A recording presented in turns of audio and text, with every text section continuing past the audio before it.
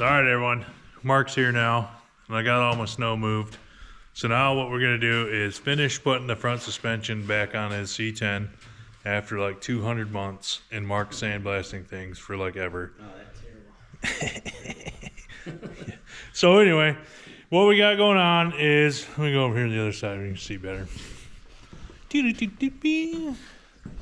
So we got, oh man, we've got rebuilt lower control arms, which were already in. We put new bushings in it, new ball joints, cut the pump stops off, clean that up.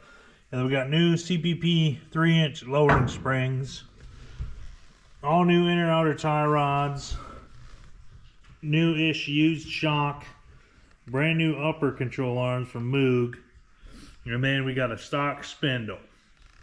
And then we also got new pitman arm, idler arm, stuff like that. But what we're gonna do first is we're gonna get it all put together and then put the wheels on and see where we're at as far as how low the front is, because we're only running a 3-inch spring in the front, and then we got a 5-inch drop in the rear. So I want to see where the truck sits so I can tell whether or not we need to go with like a 2-inch spring and a drop spindle, or what we're going to have to do there. Because if we are too high in the front, we're not going to be able to go with a drop spindle and a 3-inch spring, because then we'll be really heavy into inner fenders and we'll have to deal with that. But for now, we'll just get all this stuff put on there and then see where we're at. Yeah.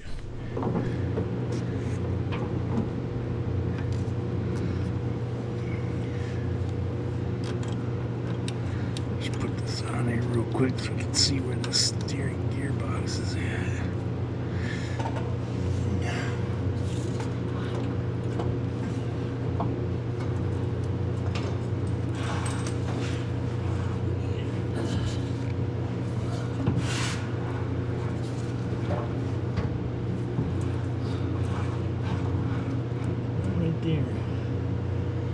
Pretty close.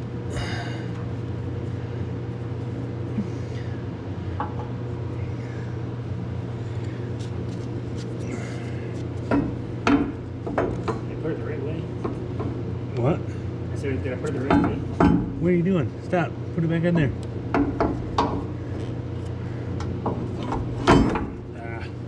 You gonna hold your end or what? Alright, we'll just bang it all over everything.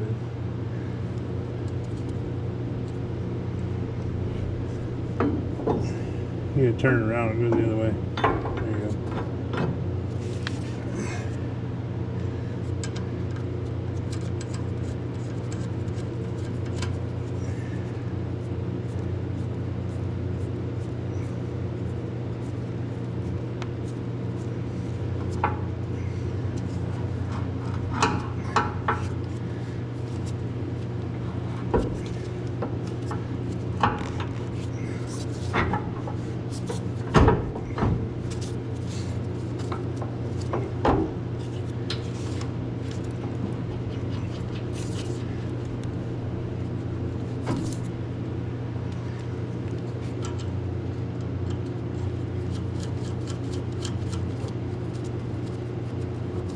Alright, that's there.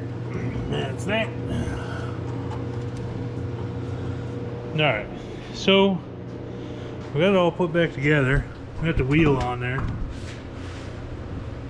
We're gonna set it down on the ground and see where we're at as far as height wise. I can already tell that it's gonna be pretty high off the ground, and we're gonna need to get some drop spindles. But, you know, is what it is, I guess. I'm gonna take these lights out here before they get squished.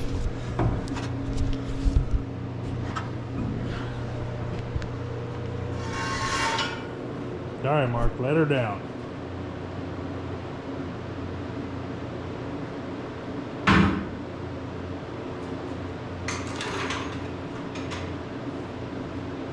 All right, Mark, stand on the front of it.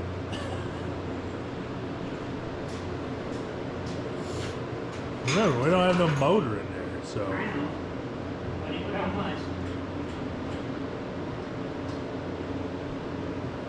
Yeah, we're gonna do something about that.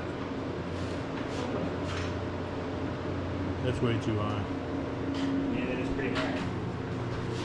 Looks like we're gonna have to get some drop spindolinos. Okay. I guess what we could do, Mark, is we could get drop spindles and then leave the 3-inch springs in there. Super low. Alright, well, since Mark's truck's not low enough in the front and we gotta get some parts coming, we're gonna start taking apart his motor so we can do camshaft things. So I'm not gonna do any of the work. Mark's gonna do it all. I'm just gonna hold the camera. Sounds pretty normal. I'm not even wearing any gloves. You're doing good work, Mark. Thanks. Got a little corrosion down in them freeze plug or knock sensor holes. Look at now, I'm getting fingers dirty. Better go get some gloves. I'm not gonna do it. Why are you putting the bolt back? I'm not putting it back. I just put it in the hole so it's out of the way. Ooh, let me get the thing to hold the bolts. Thanks, fella. Get out of the way, Jenny.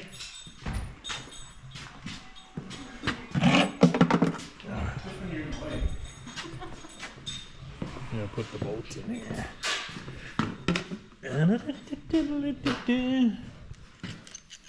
Mark, your oil pressure sensor's broken. Aw. There's no way that works. Knock sensor delete too? Oh, probably not. No. I don't have any broken. Oh, look, this one's been repaired or something. Isn't it normal?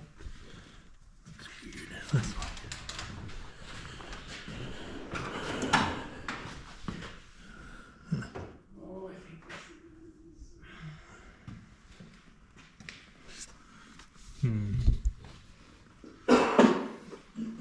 You ready for the foosball game, Jacob? I could practice.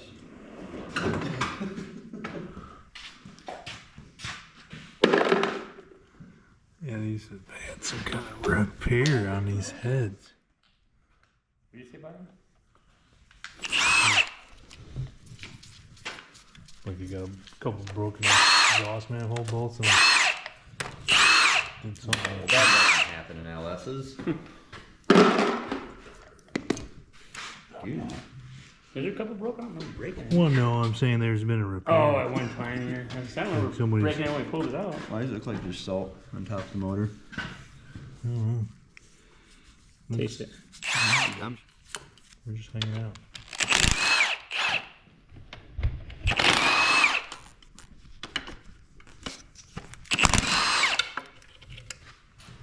Oh, yes. Oh, yeah? Look at you, David. It's going right over here.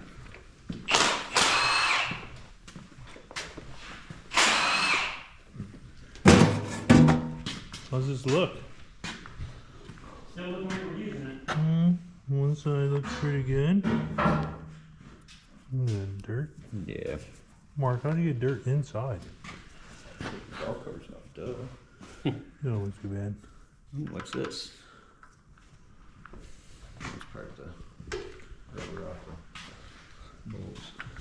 Typical LS. Aw. Yep.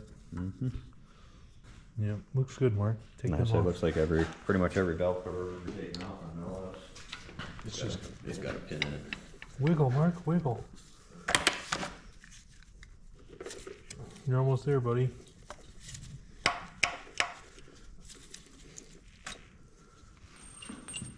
Set it on the ground, Mark.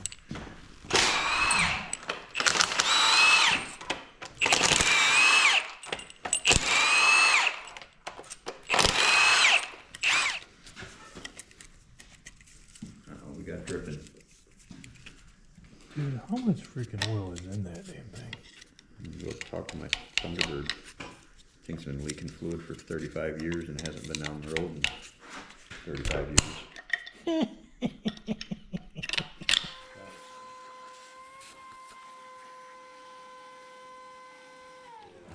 Oh yeah, we're good now.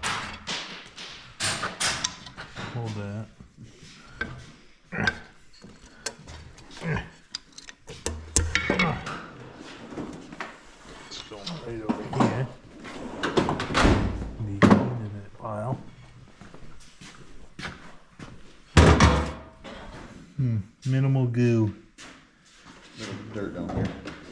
Yeah, not bad though. Mark, my hand is getting dirty.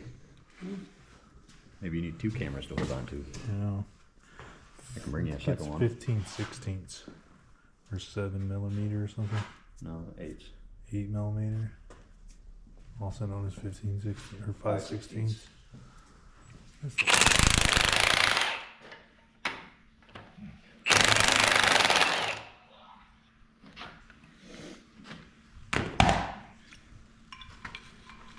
Yeah. Now I can't spin it over. Thanks. Not bad. Not bad.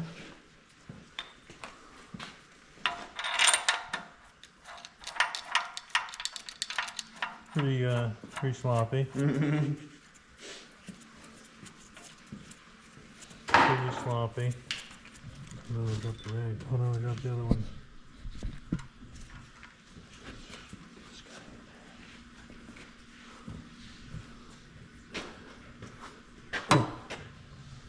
What's still in there? Nothing.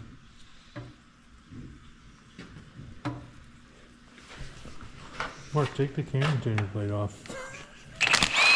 Tell me to take that, huh?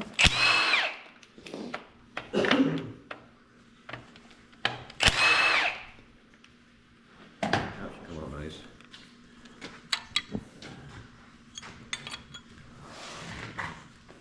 I knew I was forgetting something.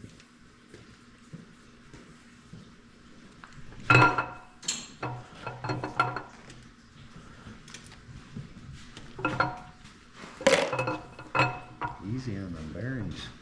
Maybe easy.